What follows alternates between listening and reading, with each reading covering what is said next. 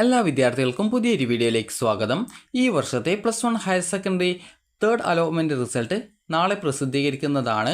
അപ്പോൾ വിദ്യാർത്ഥികൾക്ക് hscap.kerala.gov.in എന്നുള്ള വെബ്സൈറ്റ് വഴി നിങ്ങൾക്ക് നിങ്ങളുടെ അലോട്ട്മെൻറ്റ് റിസൾട്ട് പരിശോധിക്കാൻ സാധിക്കുന്നതാണ്.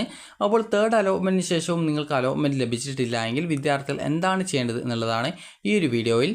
അപ്പോൾ വിദ്യാർത്ഥികൾക്ക് ഈ ഒരു അലോട്ട്മെൻറ്റ് പരിശോധിക്കുന്നതിനായിട്ട്, അതായത് നിങ്ങൾ ഈ ഒരു hscap വെബ്സൈറ്റിൽ നിങ്ങൾക്ക് കാണാൻ സാധിക്കുന്നതാണ് കാൻഡിഡേറ്റ് ലോഗിൻ, SWS, അതുപോലെ MRS, അതുപോലെ തന്നെ ഈ ഒരു സ്പോർട്സ് എന്നിങ്ങനെയുള്ള ലിങ്കുകൾ, അത് 3 ലിങ്കുകൾ കാണാൻ പറ്റുന്നതാണ്.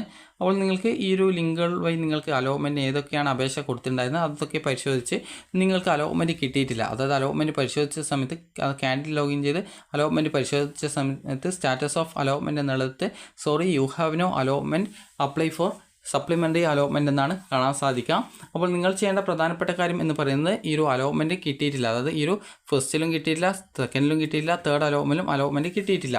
അപ്പോൾ അങ്ങനെയുള്ള വിദ്യാർത്ഥികൾ ചെയ്യേണ്ടത് നിങ്ങൾ സപ്ലിമെൻ്ററി അലോട്ട്മെൻറ്റിനായിട്ടുള്ള അപേക്ഷ സമർപ്പിക്കുക. അപ്പോൾ സപ്ലിമെൻ്ററി അലോട്ട്മെൻറ്റിനായിട്ട് എങ്ങനെയാണ് അപേക്ഷ സമർപ്പിക്കേണ്ടതെന്ന് ചോദിച്ചു കഴിഞ്ഞാൽ വിദ്യാർത്ഥികൾക്ക് ഈ ഒരു ഓൺലൈനായിട്ട് തന്നെയാണ് അപേക്ഷ കൊടുക്കേണ്ടത്.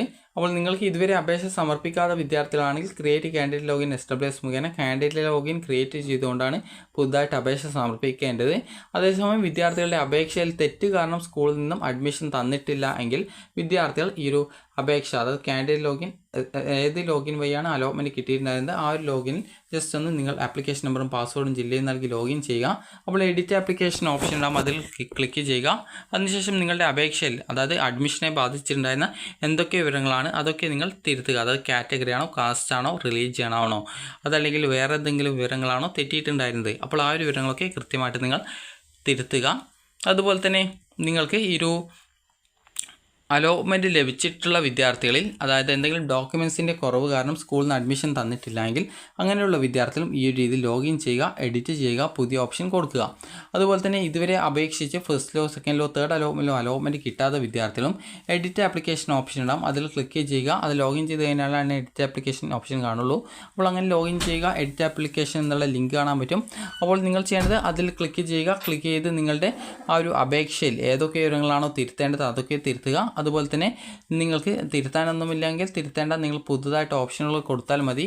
വേക്കൻസി ലിസ്റ്റ് വെബ്സൈറ്റിൽ പ്രസിദ്ധീകരിക്കും. അപ്പോൾ ആ ഒരു വേക്കൻസിക്ക് അനുസരിച്ചിട്ടാണ് വിദ്യാർത്ഥികൾ ഓപ്ഷനുകൾ സമർപ്പിക്കേണ്ടത്. അപ്പോൾ നിങ്ങൾ ശ്രദ്ധിക്കേണ്ട പ്രധാനപ്പെട്ട കാര്യം എന്ന് പറയുന്നത്, നിങ്ങൾക്ക് തേർഡ് അലോട്ട്മെൻറ്റൊന്നും കിട്ടിയിട്ടില്ല എങ്കിൽ പേടിക്കേണ്ട ആവശ്യമില്ല. നിങ്ങൾക്ക് സപ്ലിമെൻ്ററി ഘട്ട അലോട്ട്മെൻറ്റിൽ അപേക്ഷിക്കാവുന്നതാണ്. സപ്ലിമെൻ്ററി ഘട്ട അലോട്ട്മെൻറ്റിനായിട്ട് നിങ്ങൾക്ക് ഈ ഒരു ഓപ്ഷൻസ് ഉൾപ്പെടെ, അതായത് ഓപ്ഷൻസ് ഉൾപ്പെടെ പുതുതായിട്ട് നൽകേണ്ടതായിട്ടുണ്ട്. അതുപോലെ തന്നെ ആപ്ലിക്കേഷനിലെ ബാക്കി നിങ്ങളുടെ പേഴ്സണൽ ഡീറ്റെയിൽസും അക്കാദമിക് ഡീറ്റെയിൽസും കാര്യങ്ങളൊക്കെ അവിടെ തന്നെ ഉണ്ടാവും, എന്നാൽ ഓപ്ഷൻസ് ഒന്നും ഉണ്ടാവുന്നതല്ല. അതുപോലെ ഓപ്ഷൻസ് പുതുതായിട്ട് വിദ്യാർത്ഥികൾ നൽകേണ്ടതായിട്ട് വരുന്നതായിരിക്കും.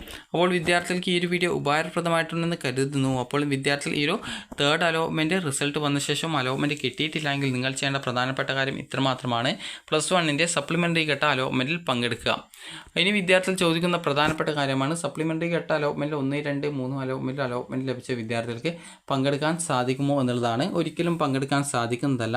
നിങ്ങൾക്ക് അതുപോലെ തന്നെ ഈ ഒരു കമ്മ്യൂണിറ്റി കോട്ട, അതുപോലെ തന്നെ മാനേജ്മെൻറ്റ് കോട്ട എന്നിങ്ങനെയുള്ള വിവിധ കോട്ടകളിൽ അലോട്ട്മെൻറ്റ് ലഭിച്ച വിദ്യാർത്ഥികൾക്ക്, അഡ്മിഷൻ നേടിയിട്ടുള്ള വിദ്യാർത്ഥികൾക്ക് പിന്നീട് വരുന്ന ഈ ഒരു തരത്തിലുള്ള, അതായത് സപ്ലിമെൻ്ററി അലോട്ട്മെൻറ്റിന് അപേക്ഷിക്കാനായിട്ട് പറ്റത്തില്ല. കാരണം ഈ ഒരു തേർഡ് അലോട്ട്മെൻറ്റ് വരെ അലോട്ട്മെൻറ്റ് ലഭിച്ച അഡ്മിഷൻ നേടിയ വിദ്യാർത്ഥികൾക്ക് യാതൊരു കാരണവശാലും ഈ ഒരു സപ്ലിമെൻ്ററി ഘട്ടത്തിൽ പങ്കെടുക്കാനുള്ള സൗകര്യം ഉണ്ടായിരിക്കുന്നതല്ല. അപ്പോൾ നിലവിൽ സപ്ലിമെൻ്ററി ഘട്ടത്തിൽ അപേക്ഷിക്കാനുള്ള അവസാന തീയതി പറഞ്ഞിട്ടില്ല. അതുകൊണ്ട് തന്നെ നിങ്ങൾ ചെയ്യേണ്ടത് കൃത്യമായിട്ട് അതിൻ്റെ ഡേറ്റും കാര്യങ്ങളൊക്കെ നിങ്ങൾ തന്നെ മനസ്സിലാക്കി വെക്കേണ്ടതാണ്. അതുപോലെ തന്നെ വിദ്യാർത്ഥികൾ ശ്രദ്ധിക്കേണ്ട പ്രധാനപ്പെട്ട കാര്യമെന്ന് പറയുന്നത്, സപ്ലിമെൻ്ററി ഘട്ട അലോട്ട്മെൻറ്റിൽ ഇതുവരെ അലോട്ട്മെൻറ്റിന് അപേക്ഷിക്കാൻ പറ്റാതിരുന്ന വിദ്യാർത്ഥികൾ, അതുപോലെ ഇതുവരെ അലോട്ട്മെൻറ്റൊന്നും കിട്ടാത്ത വിദ്യാർത്ഥികൾ, അതുപോലെ തന്നെ അപേക്ഷയിൽ തെറ്റ് കാരണം സ്കൂളിൽ നിന്നും അഡ്മിഷൻ നൽകാതിരുന്ന വിദ്യാർത്ഥികൾ, അതുപോലെ തന്നെ അപേക്ഷയിൽ തെറ്റുകളൊന്നും ഇല്ലെങ്കിൽ കൂടി സ്കൂളിൽ നിന്ന് ഡോക്യുമെൻറ്റിൻ്റെ കുറവ് കാരണം അഡ്മിഷൻ ലഭിക്കാതിരുന്ന വിദ്യാർത്ഥികൾ എന്നിവർക്ക് ഈ ഒരു +1 സപ്ലിമെൻ്ററി ഘട്ട അലോട്ട്മെൻറ്റിൽ അപേക്ഷ സമർപ്പിക്കാൻ സാധിക്കുന്നതാണ്. അപ്പോൾ എല്ലാ വിദ്യാർത്ഥികൾക്കും തേർഡ് അലോട്ട്മെൻറ്റിൽ തന്നെ അലോട്ട്മെൻറ്റ് ലഭിക്കട്ടെ എന്ന് ആശംസിക്കുന്നു. അപ്പോൾ നിങ്ങൾക്ക് ഈ ഒരു വീഡിയോ ഉപകാരപ്രദമായിട്ടുണ്ടെങ്കിൽ ലൈക്ക് ചെയ്യുക, ഷെയർ ചെയ്യുക. Thank you for watching.